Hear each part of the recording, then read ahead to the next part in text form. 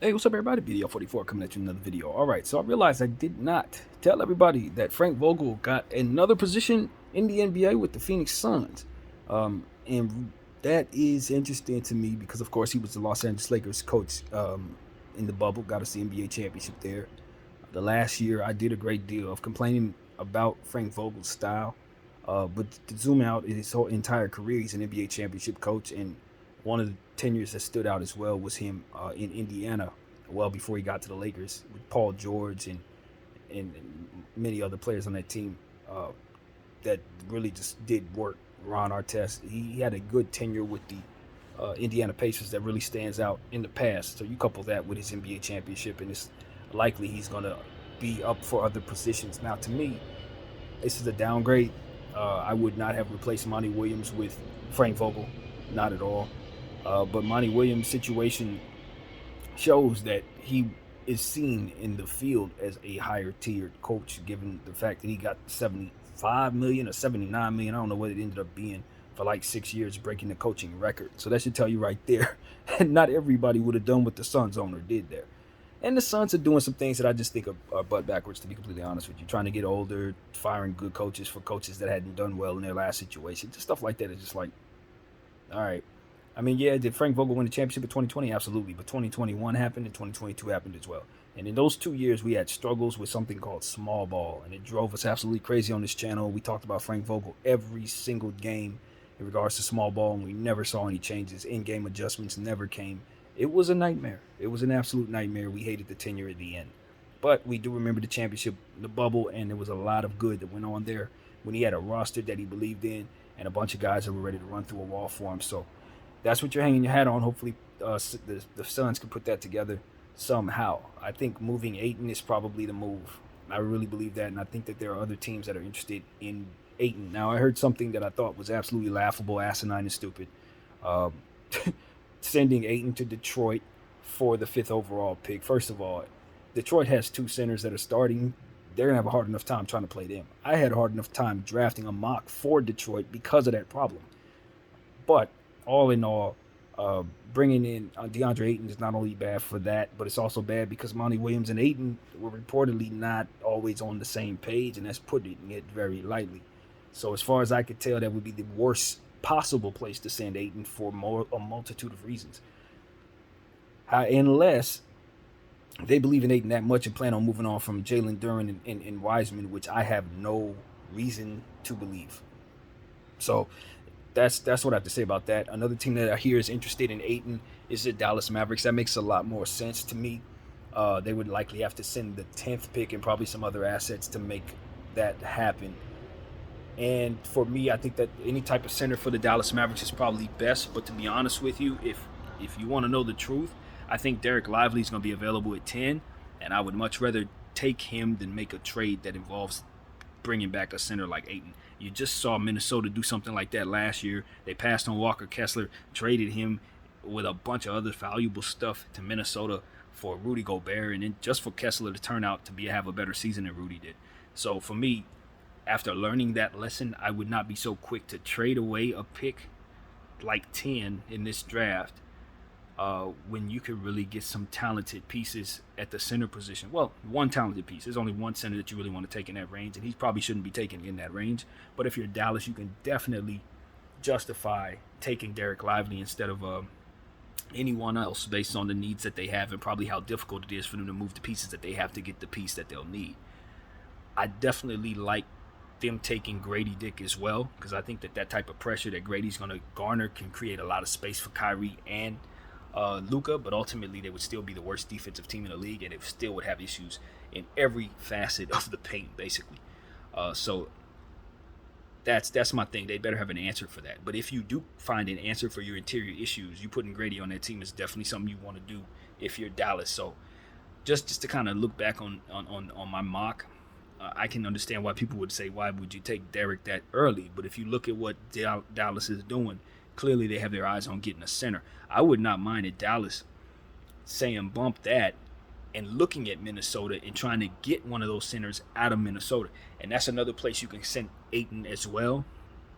I heard a rumor about them willing to send Ayton possibly to Minnesota, which is really redundant. But in my mind, they wouldn't actually do that. They would probably send him to a third spot, but the trade would involve Minnesota, and you'd see two centers moving in different directions and different type of stuff like that. Makes a lot of sense to me in regards to fixing Minnesota's cap problem, which is just ridiculous and unnecessary, and fixing Phoenix's issue with ultimately wanting to move on from salary and Ayton as well. So I think it's very easy to want to move a piece that's attached to a lot of salary that may be a solid piece for a high lottery pick, and I don't think that there's an easy path to that because of the need to match salaries, and I think that's something the NBA should try to find a solution for. When I think about a situation like, for example, if I want to trade the second overall pick for Jaylen Brown, that should be possible. But the second overall pick is not going to be worth what Jaylen Brown's contract is. But in the overall scheme of what it is that we're looking at in terms of how much something is valuable in the market, it actually is. How much? It's not about what it's costing. It's about what someone's willing to pay for it. And when you consider how contracts can be different, have different meanings for different teams, Jaylen Brown's contract could potentially not be positive for the Boston Celtics. But if they were to send it to the Portland Trailblazers would welcome it for their circumstance. And the second overall pick may not be best for Portland's situation, but would be absolutely desirable for the Boston Celtics situation. So it's like, why can't I swap those two things for one another? We both covet those things equally, but we can't because of the price tag. So it's like, how can we fix that, NBA? Make that fixable, and you'll have a much more flexible NBA with more willing trade participants. Because at the end of the day, that salary match crap, now I got to attach some bad contracts to my circumstance. Well, maybe I don't want to provide that type of cap relief to the other team. Maybe I only want to get back the contract I want and want to send them this very valuable pick that shouldn't have it that I take back anything undesirable at all. But because I have to match these salaries, the NBA is putting a variable in there that just makes it so I'm going to walk away from the trade table when we really genuinely want to make a deal. So I think that's what a problem that the NBA is running into right now, potentially. And I just think you should try to find a way to throw some type of thing in there where you could swap a very valuable pick for a very valuable young star with a super contract without swapping salaries directly. Because at the end of the day, I want the free cap space and I want the second overall pick. They want the contract and they don't need the damn pick. So we're perfect partners. What's in the way? And so that's what I'm looking at there. I think there are a lot of situations like that. I look at Terry Rozier's contract is kind of like that. If I want to trade Terry Rozier's contract for, say, the 11th overall pick, why is that in the way? Why do I gotta have the team with the pick give me a bunch of contracts that are garbage that they may not even necessarily need to get rid of themselves, but to match salary we gotta do that. It's like, nah, that, again, not necessary. I should be able to trade Jordan Poole for the 7th overall pick, no problem. Shouldn't be nothing in the way of that. So that's what I want to propose to everybody who watches me. Throw that at the league. See if they can find a way to make that science make sense. Because at the end of the day, matching salaries is an irritant, especially when the teams don't necessarily need that for themselves. If the object of the game is to make each other whole, they don't mind keeping their damn salary. They just want the pick I got. That's it. And so that's really what it comes down to there. I want to throw that out there, and I think there's a way to make that happen. I don't know if I have it in my head, but there's a way. So yeah, that's what's on my mind, man. I think the Lakers should consider trading back. The more I look at the pick, the more I look at the situation. I would welcome us taking a player like G.G. Jackson if he's available, but I doubt he's available. I got a feeling we're going to be left with certain players that I think can fit us but don't necessarily meet our needs. And some of the players that would meet our needs are probably further back. And if we trade our 17th pick for 2 picks, maybe we'll find ourselves happy with what we land on, more so than if we just take whatever's left over if for some reason the draft ain't going our way. When you study the range we're in, you can just tell you don't mind having a pick, 2 picks in the 20s, because you're probably going to still land on the guy you want. So that's really what it is with the emergence of guys like Maxwell Lewis and just various different names, Pod and several players that are just starting to move up. Clowney, you don't want just one pick. You really just don't. Like, you would much rather take that 17 and turn it into like 3 of them. Trade that to the Pacers for all 3 of their picks in the back of the first round and second round. And then you walk away with like all kinds of different talent that you had no other path to in this very, very stacked draft. So a guy like Maxwell Lewis might be available at 26, and I can argue he's probably the best player for the Lakers in this whole thing. Like, he might be the best fit for us after doing homework on the kid. So it's like, I don't want to take him at 17. I want to take him at like 26 and snatch pod if I can at 25. So that just seems like a better play than getting, say, a Jordan Hawkins. You know what I mean? Having him just replace Malik Beasley and just kind of be Malik Beasley, just better. I mean, that's wonderful, but at the end of the day, that's exactly what you're drafting him to be. And for a guy like G.G. Jackson, that's a pick that's worth it. He there at 17, I think he's probably worth a 15th pick, so I'm happy if I get him. But I don't expect him to be there. Jalen Hood-Schifino, I like Jalen Hood-Schifino, but I also like, some of the other guys that are behind him just as much. So if he happens to fall to me, am I satisfied with that? I guess, but now I'm missing out on the other dude. So it's like, give me more than one pick. Give me more than one. And I can live without some of that other stuff that we're holding on to with regards to salary. Give me the youngsters, and I'll keep the cap space for future seasons. It don't have to be for future seasons, but I just keep more flexibility rather than just signing people to be signing them. Like D'Lo, for example. I'm sorry. I'm sorry, y'all. I'll take the cap space, keep that for the halfway point, and then make trades that bring back salary that's ultimately going to shake loose when people get tired of being where they're at. You know what I'm saying? That's what I'm looking at. If I'm going to make a mid-season trade, it ain't going to be with D'Angelo Russell. It's going to be with free cap space and me taking back something else. And so that's kind of how I'm looking at it, man. That's how you stay flexible. You just keep yourself a little excess cap space. Not too much, but maybe an extra roster spot. Instead of just paying people just to fill out the roster cap threshold. It's like, nah. People are kind of commenting on the goal that Jeanie Buss has put out there for our GM, which is to not cross over the second tax apron. And for me, that's a good goal to have for our franchise, man. Ain't no sense in spending excess money in a year we're supposed to be bringing in excess money for the very last couple of years, with LeBron James obviously bringing in excess of however many billions it's going to be. He ain't going to be on the team for much longer. We can go over the tax apron when that money is made, but you want to earn as much right now as you can. So I understand Jeannie's point of view, plus depth doesn't mean the same thing it did when you got two teams that don't have benches in the finals right now. You got to take that into account. So it's like, it's a lot of stuff to consider. And going under the tax apron, you can still fill out your team very well, so long as you don't get too greedy with trying to get 3 stars or, trying to do too much with your cap space. And a lot of times people do too much with their cap space because they end up paying people they have no business paying, over evaluating guys, and so on and so forth. So as long as we do what we're supposed to do, valuing our scouts and letting them bring us the talent we're supposed to have, calling up people like Max Christie and Cole Swider to have real roles this year, then we don't have to go over the tax apron because we have young players we're excited about that should have big roles this year. So that's my thing. Also, Brook Lopez. I like Brook Lopez for this team this year because of his height, and I understand he's 35 years of age, but he's coming off a really, really productive season. And if you look at his numbers last year, they were as good as they've been probably since he left the Nets. So for me, it's like he's coming off a really good year. He plays low to the ground as it pertains to, he's not somebody who's going to be running around jumping too much or nothing like that. He's going to block shots, defensive minded, and he's going to hit 3-point shots at a high clip while still getting easy buckets in the paint. We know who he is. We had him for a year when he was back at like 28, 29 years old. But I don't know that he's dropped off in any way, given the fact that he's taken care of his body his entire career. And, his game, like I said, it's predicated to just him kind of staying low to the ground, running kind of slow, and just stretching the floor on trailing situations. So for me, it's like I'd love to have him because he's going to rim protect. And the difference between him and some of the other guys we're looking at, like Bobby Portis and Naz Reid, is that rim protection.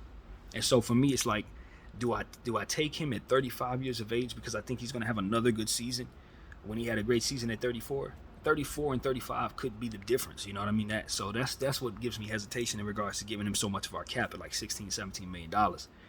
But I do think him coming off the year he had, if he plays like he did last year, sky's the limit for what he can do to complement AD with rim protection and complement some of our guys in regards to having rim protection when AD is not on the floor. So that's really where my mind is in regards to Brook Lopez. I just want to make sure that I touch bases with you guys in regards to updated ideas. Also, it's been understood that the Lakers are looking to more than likely keep their 17th pick and more than likely move on from Malik Beasley and Mo Bamba to free up space. So those guys are likely going to walk. I don't think I have a right to even object that because Mo Bamba didn't hardly play a single game for us, and he's supposed to be picking up $10 extra million. Nah, Now, I think he's actually going to play up $10 million next season, but that's not what is reflected in what it is that he's done for the Lakers. He just wasn't available when we needed him off of those injuries, and with the history of his injuries, I would feel a lot better if we re-signed him for the much lesser price than what it is he's trying to pick up. And I don't know that he's going to get another buck like that from anyone else. So let him go test the field and see if we can sign him on the back end of our situation. Likely Dallas or somebody will take him because there are teams who need centers. But his health and what he's shown gives us no reason to want him to pick up that option. So we got to let that go. And then Malik Beasley, with the struggles that he had and the way that our roster is constructed, we probably can't best utilize him. Plus, we're in a position to draft Jordan Hawkins potentially. You may just take that chance and see if Jordan's going to be on the board. So letting him walk instead of letting him pick up that $16 million is the only logical thing as far as what we've seen. And I want to acknowledge D'Angelo Russell. People have been making the argument that D'Angelo Russell should be re-signed because you can get him at the lowest possible price, because he doesn't have much of a market from what it seems like is going to happen. So if he doesn't have much of a market, you don't want to disrespect the guy because you know what he can do. But at the same time, you do want to keep yourself under the tax apron and sign him to something that makes you feel comfortable. So if the Lakers think they can lowball him to a space that makes them absolutely comfortable, then re-signing him is a plus because you can trade that very nice contract with this very nice player. So for that reason, of course, you have to make sense of what you're doing. You sign him. But if you're trying to sign him at like $25 million, $20 million, whatever the regular consensus price would be, I'm going to say no and let him walk and keep my money. I'm just going to tell y'all right now. But I do understand the idea of a guy struggling. He's going into free agency. This is probably the best time to get a contract with him. So that logic is clear to me, and I agree with that. So, yeah, I want to update that as well. And I'm on board with keeping 17 so long as we understand that we could probably trade back and have 2 picks that we'll probably like just as much. So as long as we're clear on that, I'm happy with staying in this draft. However we stay in this draft is a good thing. You want to trade up, want to trade down, keep 17. It's all a very good thing. I just don't love the fact that 17 is in a range where you're probably going to pass up on so very much that would otherwise help you. So, yeah. Also, there are other teams that need to be trading down too, man. I'm just going to be honest with y'all. Some of these teams at the top of the draft need to trade down to make sense of their situation. I do not like Scoot Henderson in either one of those 2 spots, Charlotte or Portland. I don't. I like those situations if those situations clear out so that Scoot can be the guy. Now, that doesn't necessarily mean that I would ever be on board with trading LaMelo Ball. But if I draft Scoot Henderson, you best believe the path is probably to make Scoot Henderson the guy. I'm just telling y'all. And if Charlotte's not thinking that way, it's probably going to be a little bit of friction between those 2 players. It's not really about whether or not Scoot Henderson is a second overall best prospect. He most definitely is. The question is once he comes to Charlotte, is he not going to be asked to do things that he should not be asked to do? And will that ultimately affect his value? Also, am I crazy? Am I absolutely crazy for doubling back to my conversation before about trading picks for players' contracts who happen to be very valuable when I say that the Memphis should consider? They should literally consider. Because if Ja Morant is going to be out for 40 games, and I can trade him for another franchise point guard that has similar athleticism that's basically just going to do it again, that might be the move for Memphis to make sure that they replace Ja Morant's gun-toting self with Scoot Henderson, and you don't lose nothing because Scoot Henderson's basically going to beat Ja Morant or better. Honestly, he's probably going to be better. So it's like, I might be thinking like that if I'm Memphis, if not for the salary mismatch nonsense in the way. Because if I'm, let's say, Charlotte, why wouldn't I want to make that trade? I mean, hey, Ja Morant and LaMelo Ball, we will make it work because the star that I'm hoping that guy turns into is already who Ja is. So nobody's giving up on Ja unless these circumstances are in place. If I'm Memphis, I'm moving on from him because this is not the right place for Ja anymore, obviously. So that's what it is. I'm moving Ja to Charlotte, back home because he's from the Carolinas. You know what I'm saying? And I'm moving Scoot to me in Memphis, and that should be fine for everybody involved. I probably have to take back Terry Rozier's salary for Memphis and send that somewhere else or something like that. and make the salary matches or otherwise, whatever has to be done. Take back Gordon Hayward or something like that. But I'm doing that. I'm gonna make Scoot my new Ja. And if I'm Ja, he's still extremely young. He's gonna come back just fine from this injury and from the suspension, and he's gonna be ready to start his career somewhere else in a fresh place like Charlotte, where he can just continue his illustrious career. That's basically what it is. And then you can move on from LaMelo Ball or Ja Morant as you see fit, with both of these guys being worth superstars, like superstar talent. So you don't want to put two point guards together, period. But what I'm saying is, if I'm Memphis, I'm thinking about that. Now, whether or not Charlotte is the landing spot for Ja, that's Charlotte's problem. You feel me? That's how I'm looking at it. If I'm Charlotte, of course I want Ja Morant. Hell yeah, if I'm gonna trade away, I'm gonna do that too. So it's not like it's a problem either way. That's the thing though. That might be the only path Charlotte has to a guy like Ja Morant. But how do we know that Scoot Henderson ain't Ja Morant? And so does that really solve your problem? Again, this is not for Charlotte. This is for Memphis.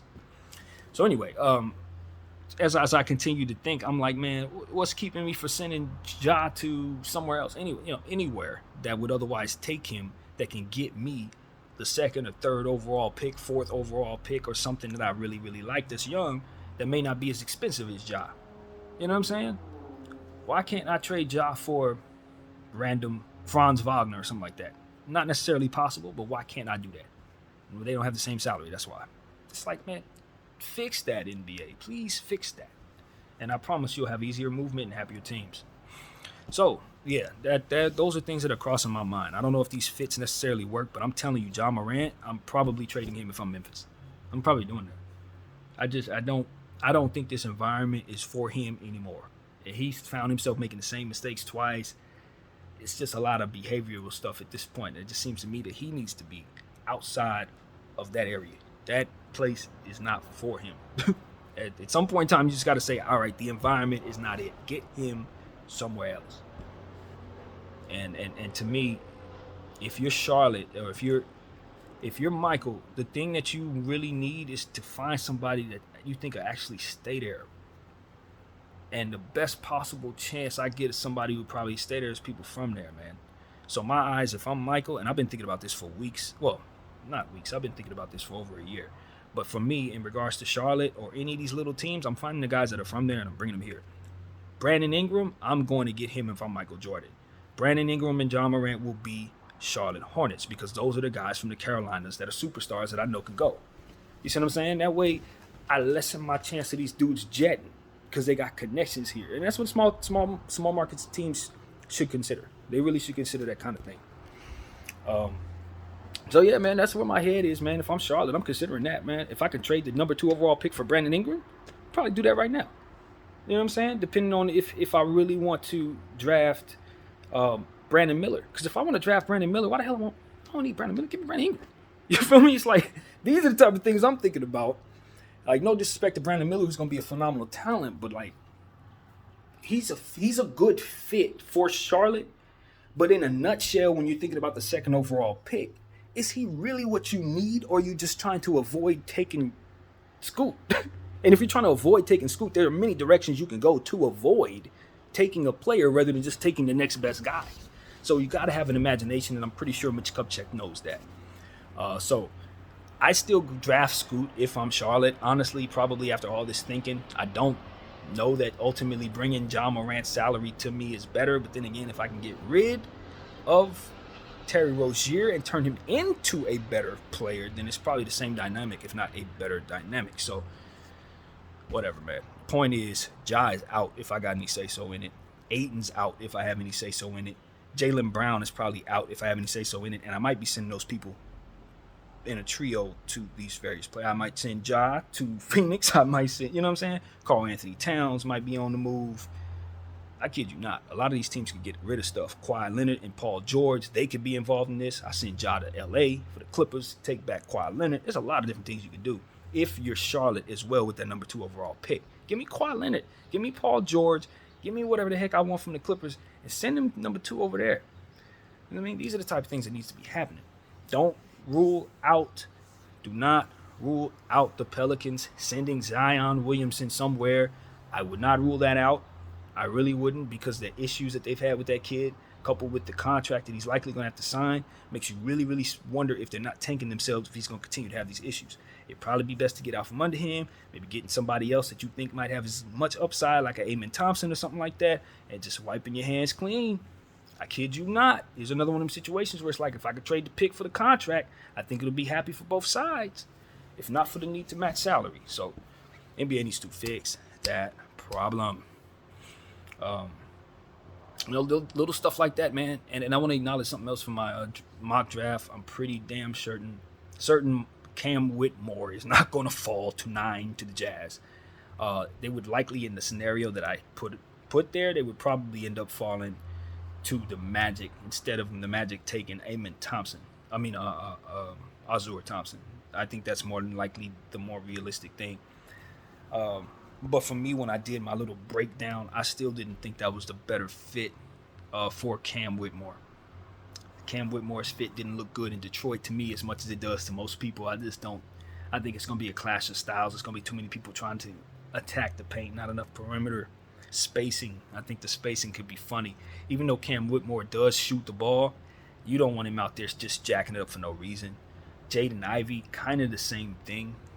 And I just look at that and I say, yeah, I like Jaden Ivey a lot, and I think he'll be good in the future. But I just wonder if they're not better for ultimately taking somebody like Taylor Hendricks or something like that to make everything make sense. I kind of skipped away from Cunningham. I'm not going to replace him in this scenario, even though it sounded like I was. But I think Taylor Hendricks probably just seems like the better fit to me. More interchangeable. I can move on from Marvin Bagley. And in my mind, I just think they want to play these centers. Like, I genuinely think they want to start both of them dudes. Wiseman at the 4 and Duren at the 5. And I think they're probably going to get away with it because Wiseman is not a defensive center. You know, he can shoot a little bit. They play a little different styles, and teams seem to be wanting to do this all over the league. It's not like they're the only ones doing it. Minnesota's doing it. Cleveland's doing it. You know what I mean? So it's like, I think that's the vision. And if that's the vision, does Cam Whitmore fit in as a 3 in the midst of those two? Nah, man, he really doesn't. He really doesn't. I would prefer Taylor Hendricks, who's going to play the perimeter in that situation. He's going to play it a bit more. He's going to give them a bit more space to beat Twin Towers rather than Cam Whitmore, who's constantly going to be trying to drive it to paint. You think about the dynamic that you have with Anthony Edwards trying to drive into the paint. The two centers constantly clogging the paint, keeping him from being able to slash. That's not the most fun for a guy like Cam Whitmore, who's going to want to attack the paint and probably have some freedom to drive at the rim. So I just think Taylor Hendricks is probably an easier fit because I'm looking at Bagley and I say he and Bagley are comparable in size and it's working thus far. Just put him there, get Bagley out of there. You know what I'm saying? Or move Bagley back and you got a similar dynamic. And then Taylor can play some 3 and your roster is huge because he's like 6'9". You got Wiseman at 7'1". You got Duren at 7'1". It's just fantastic. And then you keep those two, Cunningham and Ivy in there, and your team's massive. You know what I mean? With them all being able to slot where they need to around the perimeter to not clog the paint for the center. So that's kind of what I'm looking at with Cam Whitmore. Yes, he can shoot. But is that the best use of him? Hell no. You want him dunking on people all day long. So that he can shoot versus that I think he's best driving at the paint was really what I had in mind. So I wanted to kind of clarify that a little further. And my idea of Keontae George, I want to talk about that as well because I don't see it.